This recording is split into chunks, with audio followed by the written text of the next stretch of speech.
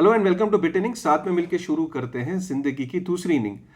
Stable coins के पीछे हमने देखा कि एसईसी पड़ गया है। सिक्योरिटी एक्सचेंज कमीशन जो है अमेरिका का, उसने पैक्सॉस को जो है क्लियरली बोला है कि भैया और तुम्हें स्टेबल कॉइन इशू नहीं करना है मार्केट के अंदर जब तक हमारी इन्वेस्टिगेशन कंप्लीट नहीं हो जाती। एसईसी का पैक्सॉस के अगेंस्ट इन्वेस्टिगेशन करने का मतलब यह है कि एसईसी ये कह रहा है कि कहीं ना कहीं जो सिक्योरिटी लॉज हैं यूएस के अंदर उसका उल्लंघन हुआ है। जो पैक्सोस है उसने जो स्टेबल कॉइन जो लॉन्च किए हैं, जो स्टेबल कॉइन इशू किया है, वो एक सिक्योरिटी है, राइट। तो ये बहुत इंपॉर्टेंट डेवलपमेंट है। इसको मैं समराइज फॉर्म में थोड़ा सा आपको बता देता हूँ कि एग्जैक्टली मार्केट के अंदर हो क्या रहा है और इसका क्या इंपैक्ट हो सकता है। वीडियो को एंड तक जरूर देखिएगा, ठीक है। और स्टेबल कॉइन्स की और ओवरऑल क्रिप्टो मार्केट पे इसका क्या असर होगा, ठीक है। देखिए, जो स्टेबल कॉइन्स अगर आप देखो तो एक टेदर का है यूएसडीटी, एक सर्कल का है यूएसडीसी, और एक बाइनेंस और पैक्सोस ट्रस्ट है यूएस की, उन्होंने उनका स्टेबल कॉइन है बीयूएसडी, राइट।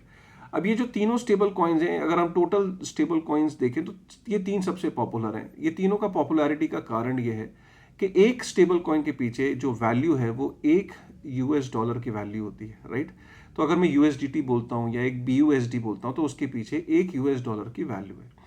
वैल्यू का मतलब ये होता है कि जब कोई ट्रस्ट इसे इशू करती है, जैसे यूएसडीटी ने इशू की है टेदर, यूएसडीसी को सर्कल ने इशू करे और पैक्सोस ने बीयूएसडी को इशू करा, तो इसका मतलब ये होता है कि जितना हम मार्केट के अंदर स्टेबल कॉइन इशू कर रहे हैं उतना ही बैकिंग में यूएस डॉलर होना चाहिए। अगर हम मार्केट में सपोज 100 बीयूएसडी हैं तो $100 पैक्सोस के पास होने चाहिए। अब ये कौन चेक करेगा भाई? इसका काम होता है ऑडिटर चेक करता है।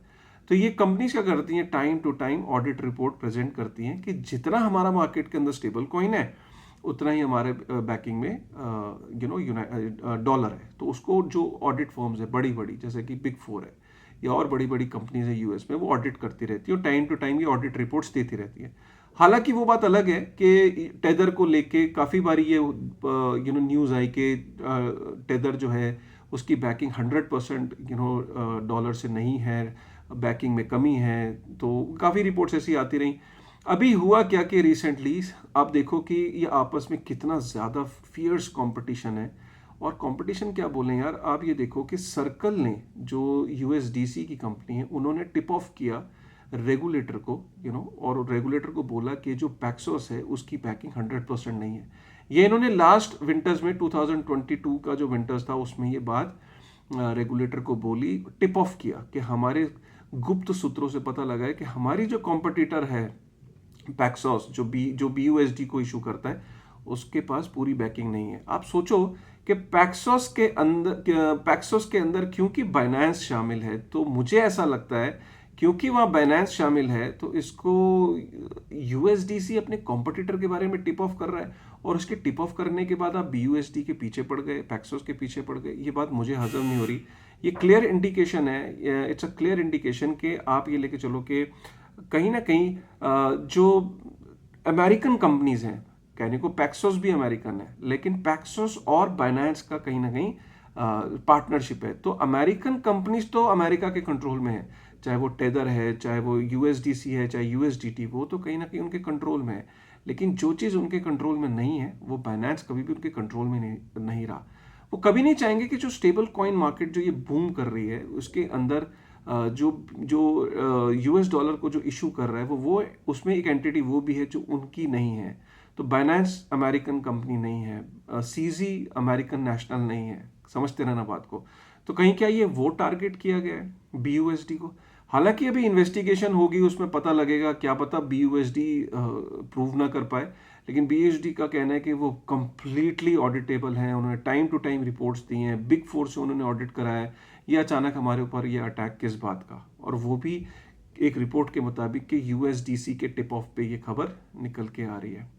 अगर ऐसा साबित होता है और अगर बीयूएसडी अगर ऑडिट उसका कंप्लीट नहीं निकलता है, और तो ये गाज कल को यूएसडीसी और यूएसडीटी पे भी आनी चाहिए। लेकिन फिलहाल ऐसा लगता है कि अमेरिकन कंपनीज को बचाया जा रहा है, जो यूएसडीटी और यूएसडीसी है, और जो पैक्सोस है उसको टारगेट किया गया क्योंकि उसमें बाइनेंस भी पार्टनर है। क्लियर हो गया? अब इसका ओवरऑल स्टेबल कॉइन की मार्केट पे क्या असर है और इसका मतलब क्या है? देखो, सिंपल सी बात है, आपको लगता होगा कि यूएसडीटी और यूएसडीसी डिसेंट्रलाइज हैं। हाँ, डिसेंट्रलाइज हैं क्योंकि इथेरियम ब्लॉकचेन पे वो इथेरियम ब्लॉकचेन पे आप कहीं पे भी ट्रांसफर कर सकते हो यूएसडीटी और यूएसडीसी को। लेकिन जो इसका इशूअर है वो ऐसे एड्रेसेस को ब्लैकलिस्ट कर सकता है, ब्लॉक कर सकता है। अगर कल को अमेरिकन गवर्नमेंट कहती कि ये पर्टिकुलर एड्रेस ब्लैकलिस्ट कर दो या ये वाले यूएसडीसी ब्लैकलिस्ट कर दो, तो उनके वो कंट्रोल में होता है कि वो उन एड्रेसेस को ब्लैकलिस्ट कर सकते हैं, ब्लॉक कर सकते हैं, राइट। तो ये बहुत इंपॉर्टेंट बात है समझने की। तो कहीं ना कहीं गवर्नमेंट जो है ना यूएस के अंदर वो कंफर्टेबल सी दिखती है स्टेबल कॉइन से, क्योंकि उनको लगता है कि हमारे स्टेबल कॉइन्स की ज़्यादा ग्रोथ से यूएस डॉलर की ही तो ग्रोथ हो रही है ना। जितना स्टेबल कॉइन बढ़ रहा है उतना यूएस डॉलर की एक्सेप्टेंस दुनिया भर में बढ़ रही है। घर घर में यूएसडीसी का जो वॉलेट है वो डाउनलोड हो रहा है, यूएस डॉलर की डिमांड हो रही है, यूएस डॉलर की एक्सेप्टेंस बढ़ रही है। तो यूएस तो खुश है, लेकिन वो खुश तभी तक होगा जब उसकी एंटिटीज जो हैं वो इसको मिंट करेंगी। अगर कोई बाहर का व्यक्ति आके अगर यूएस डॉलर को मिंट करेगा तो शायद उन्हें परेशानी हो सकती है। यही कारण है कि उन्हें वो परेशानी लग रही है बाइनेंस के केस में, राइट। अब सीजी का ने बहुत ही सदा हुआ जवाब दिया। सीजी का मुझे ये लगता है कि उसको शायद उसने एग्रेसिव स्टांस ना लेते हुए उसने एक सिग्नल दिया है कि गोइंग फॉरवर्ड वो बहुत सारे स्टेबल कॉइन इशू करने वाला है। आप देखोगे कि BUSD, euro backed BUSD, UAE backed,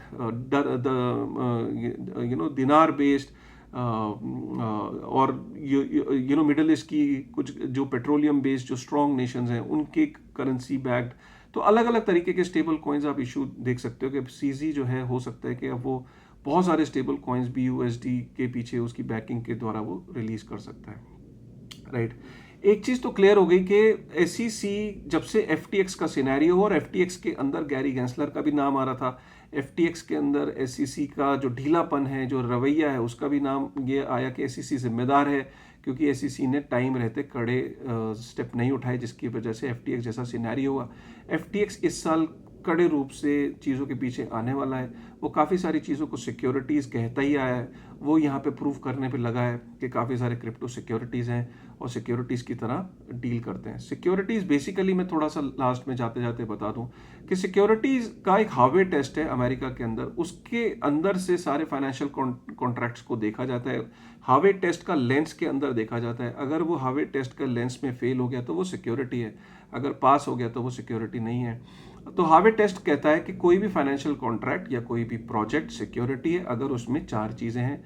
सबसे पहले कि उसमें इन्वेस्टमेंट का न्योता है कि आइए मुझे पैसा दीजिए, लोगों से पैसा उठाया है किसी फाइनेंशियल कॉन्ट्रैक्ट के थ्रू या किसी प्रोजेक्ट ने अगर पैसा उठाया है। नंबर 2, एक कॉमन एंटरप्राइज में वो पैसा गया है, वो ऐसी एंटरप्राइज में पैसा गया है जो रजिस्टर्ड है या लिखित रूप में, मौखिक रूप में, पार्टनरशिप है, कंपनी है, एक ऑर्गेनाइजेशन के अंदर पैसा गया है कि एनजीओ है, नॉन एनजीओ है, कॉर्पोरेट है, वो कोई भी हो सकती है। कॉमन एंटरप्राइज का होना जरूरी है और उसमें वो पैसा गया है और इन्वेस्टमेंट मांगी गई है। तीसरी, उसके अंदर जो है एक्सपेक्टेशन है प्रॉफिट की, जो इन्वेस्टर है जिसने पैसा दिया उसको एक्सपेक्टेशन है कि मुझे प्रॉफिट होगा जब ये एंटरप्राइज काम करेगी। और चौथी चीज़, लोगों की डिपेंडेंस है उसके कुछ पर्टिकुलर फाउंडर्स पे, उस प्रोजेक्ट के कि भैया ये कुछ चंद लोग काम करेंगे तब जाके वो कुछ कंपनी अच्छा करेगी और फिर हम तब जाके हमें प्रॉफिट होगा या हमारे शेयर्स की वैल्यू बढ़ेगी या टोकन्स की वैल्यू बढ़ेगी। अगर ये 3-4 चीज़ें हैं तो ये हार्वे टेस्ट में इसको सिक्योरिटी के रूप में जाना जाएगा। स्टेबल कॉइन्स मुझे नहीं लगता कि वो हार्वे टेस्ट में फॉल करते हैं। हार्वे टेस्ट के पॉइंट ऑफ व्यू से अगर आप देखो तो स्टेबल कॉइन किसी भी तरीके की इन्वेस्टमेंट नहीं मांगते, ना स्टेबल कॉइन ये वादा करते हैं कि हम एक रिटर्न देंगे। स्टेबल कॉइन्स एक डॉलर से बैक्ड हैं, तो मुझे ऐसा लगता है कि हार्वे टेस्ट के लेंस से जब देखा जाएगा तो ये पास हो जाएगा, ये सिक्योरिटी में फॉल नहीं करेगा। ये मेरा पर्सनल ओपिनियन है।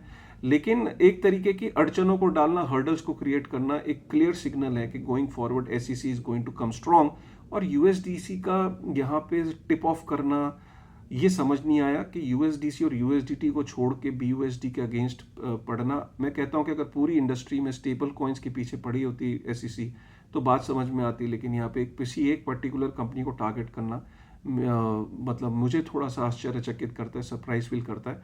So interesting times ahead. I am sure कि आज आपको ये वीडियो पसंद आया। और ये भी मैं आपको बता दूं कि स्टेबल कॉइन्स के अंदर से लोगों को थोड़ा पैनिक क्रिएट होगा, लोग स्टेबल कॉइन्स को सेल ऑफ करेंगे, मार्केट कैप स्टेबल कॉइन्स का कम होगा, खासकर बीयूएसडी का। लोग स्टेबल कॉइन से निकल के या तो यूएसडी में डालेंगे या वो बीटीसी और इथेरियम में पैसे को कन्वर्ट कर लेंगे। तब तक ये इन्वेस्टिगेशंस और चीज़ें चलती रहेंगी, राइट? क्योंकि लोगों को अब ये भी अवेयर होगा कि कौन सी ऐसी चीज़ है जो सेंसरशिप रेजिस्टेंट है। तो सेंसरशिप रेजिस्टेंट में उनको लगेगा कि पीटीसी सबसे ज़्यादा सेंसरशिप रेजिस्टेंट है, और उसके बाद इथेरियम में, तो इन दोनों को सबसे बेनिफिट होने वाला है। फिलहाल शॉर्ट टर्म में पैनिक है, कंफ्यूजन है, तो मार्केट उसी तरीके से रिएक्ट करती है, राइट? तो आपको क्या फीलिंग है, आपके दिल में क्या थॉट है, आपको इस वीडियो से क्लियरनेस मिली नहीं मिली, प्लीज़ अपने कमेंट करके बताइएगा।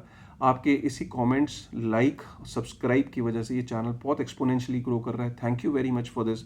हमने रिसेंटली 20,000 सब्सक्राइबर क्रॉस किए हैं, और आने वाले टाइम में हमें लगता है कि हम और भी ज़्यादा सब्सक्राइबर क्रॉस करेंगे, लेकिन उसके लिए आपको लाइक करना है, कमेंट करना है, बेल आइकन प्रेस करनी है, और कंटेंट को शेयर करना है, ठीक है? With this thought, thank you very much. फिर से मिलते हैं एक नई वीडियो में। Thank you.